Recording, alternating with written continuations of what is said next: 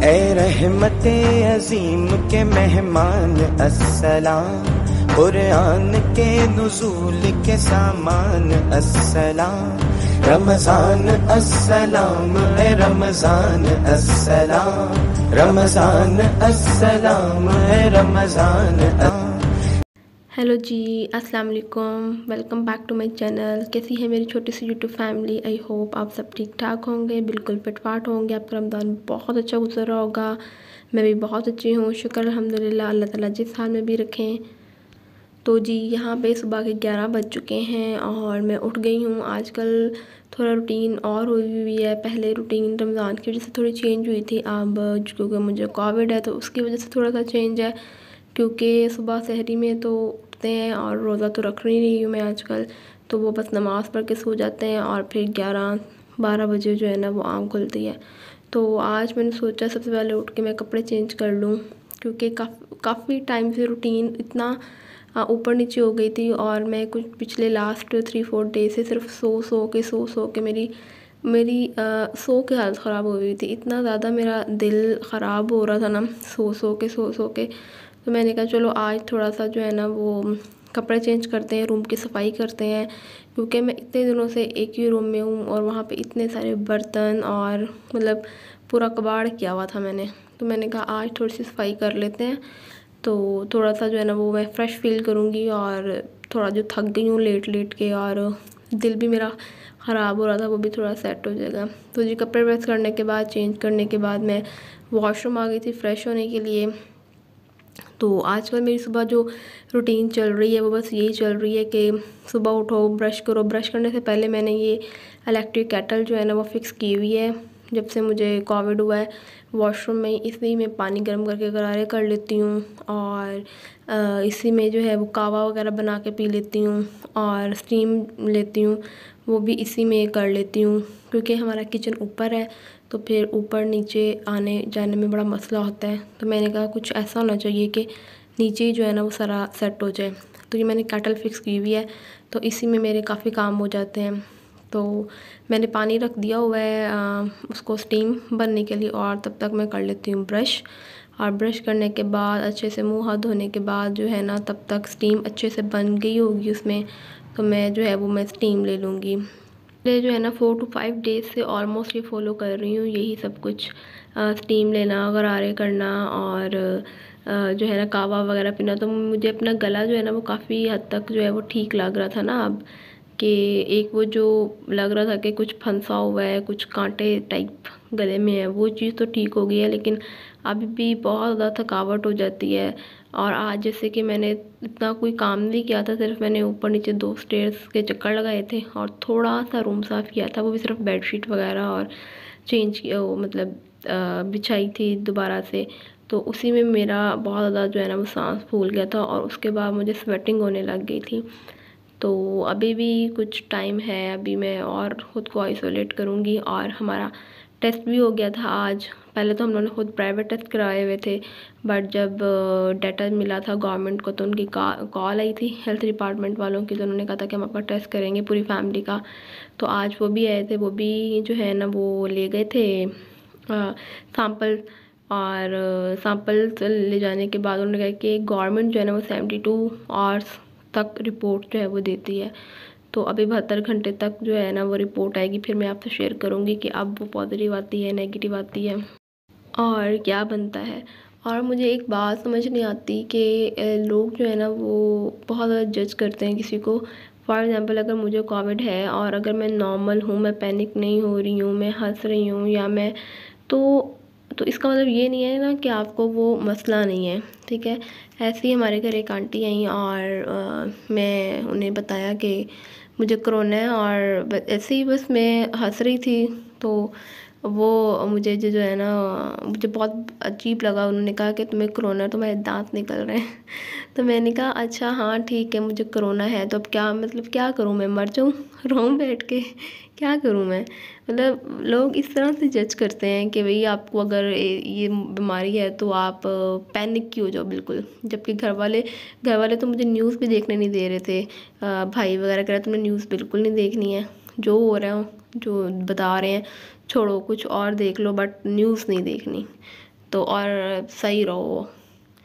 तो लेकिन फिर भी तो जी यहाँ मैं बना रही थी कावा। ये मैं आजकल कावा पी रही हूँ अजवाइन का और दालचीनी का।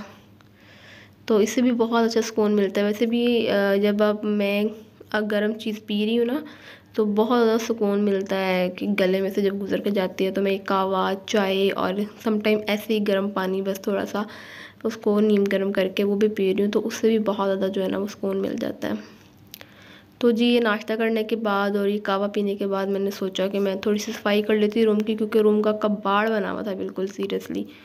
तो यहाँ पे मैंने सारे बर्तन इकट्ठे कर रही थी, जो बेड के नीचे, चेयर के नीचे, एलईडी के पास सारे पर पूरी टोकरी ऑलमोस्ट भर गई थी। ये पूरे 4-5 दिनों के बर्तन, क्योंकि कोई और तो रूम में आ नहीं रहा था। तो ये मैंने ही पहले वॉशरूम में ही जो है ना वहाँ पे मैं वॉश कर रही थी अपने बर्तन, लेकिन उसके बाद फिर मैंने नहीं वॉश किए तो इतने सारे हो गए थे ये। तो मैंने कहा आज चलो मैं थोड़ा सा रूम सेट कर लेती हूँ। उसके बाद मैंने सैनिटाइज़ कर दिया था। ये रूम फ्रेशनर नहीं था, सैनिटाइज़र ऐसे मैंने बेड पे, पूरे कारपेट पे, अपने पूरे रूम में और वॉशरूम में भी कर देती हूँ। कि उसके बाद मैंने डोर बंद कर दिया था ताकि अच्छे से जो जितने भी जर्म्स वगैरह हैं ना वो ख़त्म हो जाए।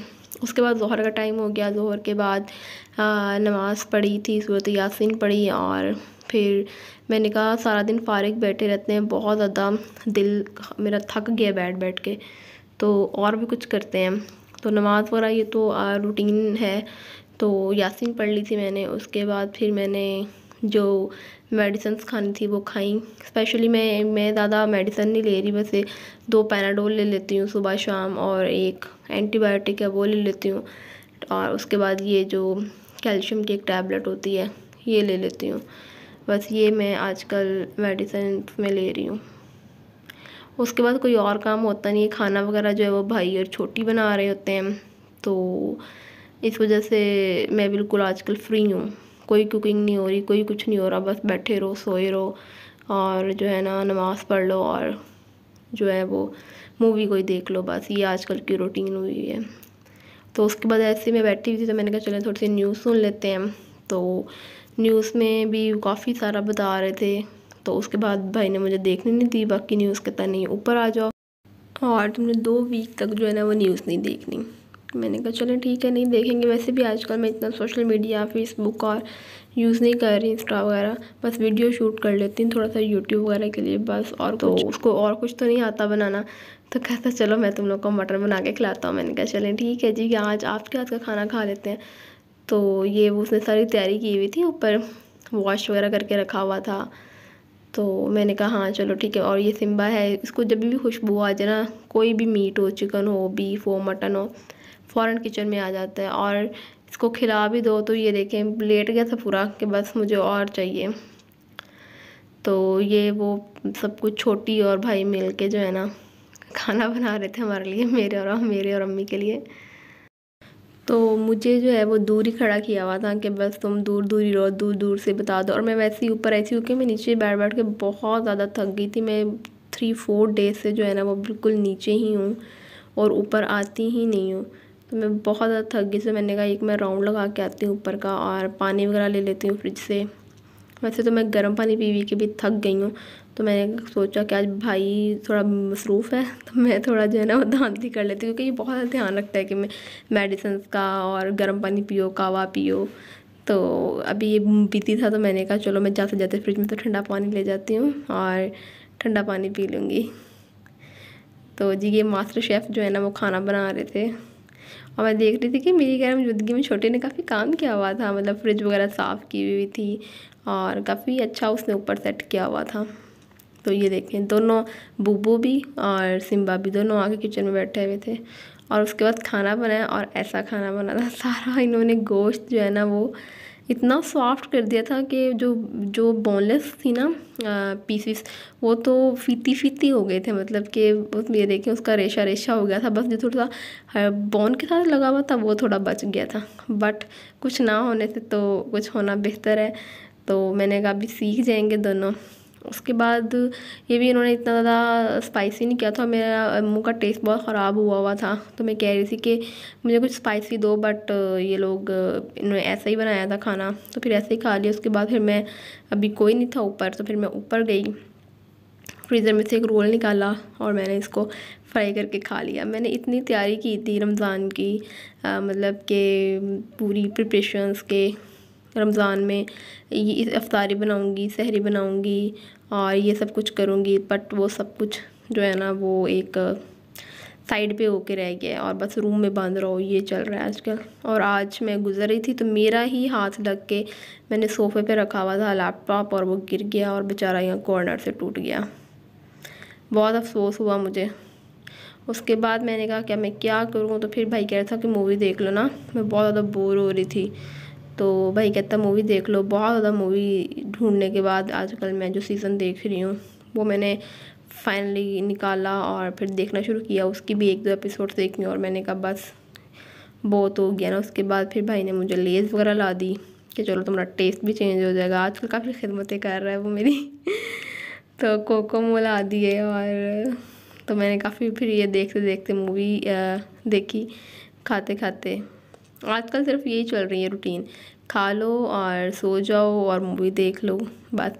उसके बाद फिर बहुत ज़्यादा रात हो गई थी तो मैंने कहा रात का खाना भी खा लिया जाए। तो अम्मी ने तो इतना मीट नहीं खाना होता तो उनके लिए बनाए हुए थे लोबिया और चावल, और मैंने कहा मैं भी खाऊंगी लोबिया और चावल। तो ये मैं सारा कुछ जो है वो मैं खा रही थी यहाँ पे। अच्छा, मुझे नहीं थी इतनी उम्मीद कि अगर हम लोगों को कुछ हो जाए, लाइक मतलब हम बीमार हैं जैसे मैं भी और अम्मी भी, तो हमारा कोई ख्याल रख पाएगा। बट भाई और छोटी मिलके काफ़ी ज़्यादा जो है ना टाइम पे हमें खाना दे देते हैं, मेडिसिन दे देते हैं और काफ़ी मतलब हमारा ख्याल रख रहे हैं। और मुझे जो लगता है ना कि हमें कहाँ से हम इन्फेक्टेड हुए होंगे, आई थिंक सो हम लोग हॉस्पिटल से हुए हैं, क्योंकि अम्मी को मैं लेके जाती हूँ ना हॉस्पिटल वीक में 2 टाइम्स, तो आई थिंक वहीं, क्योंकि इसके अलावा हम लोग कहीं पे भी नहीं जाते। अम्मी है वो इतना, और कहीं भी कहीं रिलेटिव्स में या कहीं फैमिली में कहीं पे भी नहीं हम लोग इतना जाते ना, बस उन्हें हॉस्पिटल ले जाओ, तो आई थिंक वहीं से हम लोग इन्फेक्टेड हुए हैं। और तो पता नहीं कि और किधर से हो सकते हैं, लेकिन एक चीज़ यही जहन में आ रही है। और आप लोग भी जो है वो SOPs का ख्याल रखें। अगर आप लोग आजकल न्यूज़ देखते हैं तो आपने देखा होगा इंडिया में काफ़ी जो है ना वो वहाँ पे ऑक्सीजन की कमी हुई है। अल्लाह ताला ऐसे हालात से हमें बचाए। तो काइंडली आप SOPs बहुत ज़्यादा फॉलो करें, बहुत ज़्यादा, और दुआ में याद रखें। हम मिलेंगे नेक्स्ट वीडियो में और अपना बहुत बहुत ख्याल रखिएगा। मुझे भी दुआ में याद रखिएगा। अल्लाह हाफिज़।